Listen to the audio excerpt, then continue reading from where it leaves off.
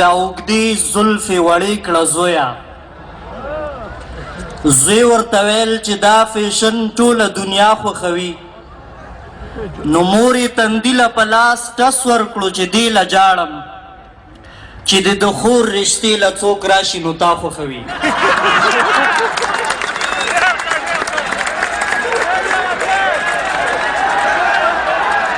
مور ورته ویل چې دا اوږدې زلفې وړې کړه زویه او زوی ورته ویل چې دا فیشن ټوله دنیا خوښوي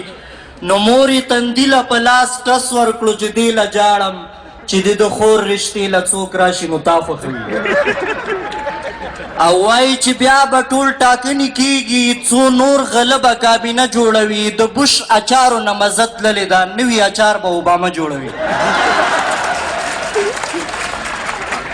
خو مونږ په تا باندې خفه یو مشره ته به د چا در او دیوال ته ورځې تا د زرګونو خلکو خون کړی دی نو په کوم مخ به ذوالجلال ته ورځې د چا لاسونه چې په وینو سره و زموږ د معصومو ارمانونو قاتل زموږ د میرویس د دستارونو غله زموږ د ملالې د ننګونو قاتل زموږ په دین پورې ملنډې وهي زموږ د قرآن او جوماتونو قاتل تا د غازي میډال خونکار ته ورکړو تا دا اعزاز د شیطان پلار ته ورکړو یو ورځ د ارګ په ځای باګرام ته لاړ شه ستا په افغان باندې څه لوبې کېږي یو ورځ د ارګ په ځای باګرام ته لاړ شه ستا په افغان باندې څه لوبې کېږي ستا د میرویس او اکبر خان په بچو په احمد خان باندې څه لوبې کېږي ته به تر څو په دروغو جاړې مشره مخ ته به دا کمکې دسمال نیسي په خپل ملت به د سور اور وروي خو امنیت به د دجال نیسي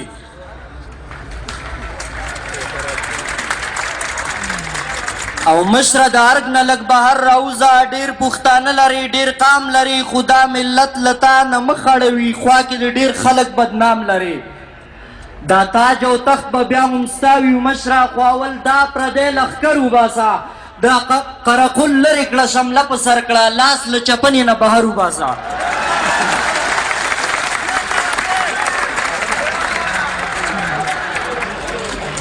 دا تاج او تخت به بیا هم ستا وي مشره خو اول دا پردی لښکر وباسه قرقل لرې کړه شمله په سر کړه لاس له چپنې نه بهر وباسه که غواړې دا چې تل کامیاب وویسي د خوار ملت سره رابطه جوړه کړه دا خلیلزاد ته پرېږده ښه پې ښکاري ګرین کارډ دې پرېږده تذکره جوړه کړه دا یو موقع ده چې ضایع نه کړې نور دې دروغجنې امریکې نه تېر شه لاړ شه عمرې ته او توبه وباسه د دغې نوې ډرامې نه تېر شه او زاړه ملګري دې په کومه لاړل زاړه ملګري دې په کومه لاړل ستا د چوکۍ مزو ته ځان رسوي ځي واشنګټن ته د سجدې لپاره د غلامۍ مزو ته ځان رسوي که وخت لري اسلام آباد ته لاړ شه که وخت لري اسلام آباد ته لاړ شه د دوی دوه مخې پالیسي وګوره بندي سفیر اشنا دې خلاص کړه بس دی په جدي توګه زرداري وګوره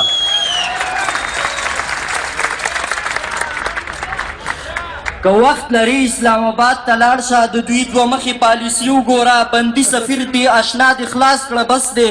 په جدي توګه زرداري وګوره خو والله چې ته هم اندېښمن ښکاري والله چې ته هم اندېښمن ښکارې نوی اشنا دې په قیسه کې نه دی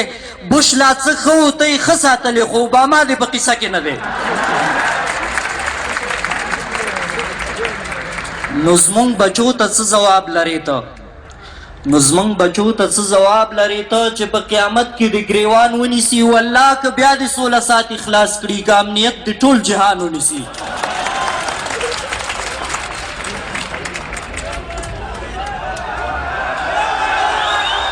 مننه نو زمونږ بچو ته څه ځواب لرې ته چې په قیامت کې د ګریوان ونیسي والله که بیا دې 16 ساعتې خلاص کړي که امنیت دې ټول جهان ونیسي دلته میلمانم ناست دي خو ورسره څوک شته که ورته وژباړي مونږ مسلمان مونږ پښتون ولس یو مونږ بې حیا نه یو مونږ ننګ نه پرېږدو تر څو چې دا بدمخي ونه تښتي مونږ سوله نه غواړو مونږ جنګ نه پرېږدو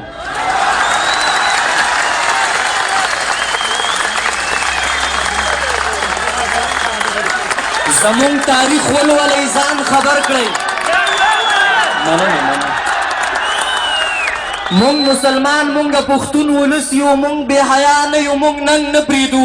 تر څو چې دا بدمخي ونه تښتي مونږ سوله نه غواړو مونږ جنګ نه پرېږدو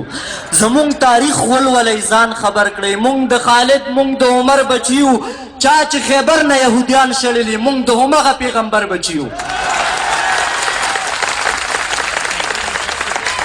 او زمونږ ولس ته دومره سپک مه ګورئ دا خپل سرني بمباري زمونږ ولس ته دومره سپک مه ګورئ نور د خوارانو قتل عام پرېږدئ سپینه ماڼۍ که مو ودانه غواړئ بغداد نه ووځئ باګرام پرېږدئ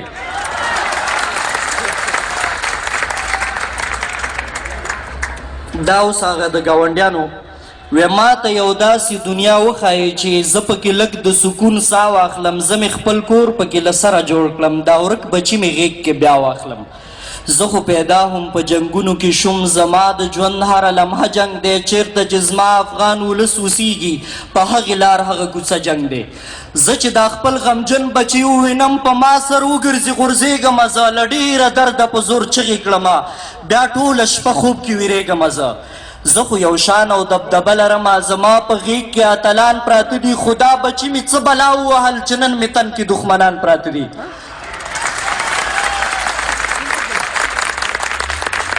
څوک مې سیندونه څوک مې غر پټوي څوک مې د نوم او د نښان دښمن دی څوک مې د دین او کلتور جرړې باسي څوک د پښتو څوک د قرآن دښمن دی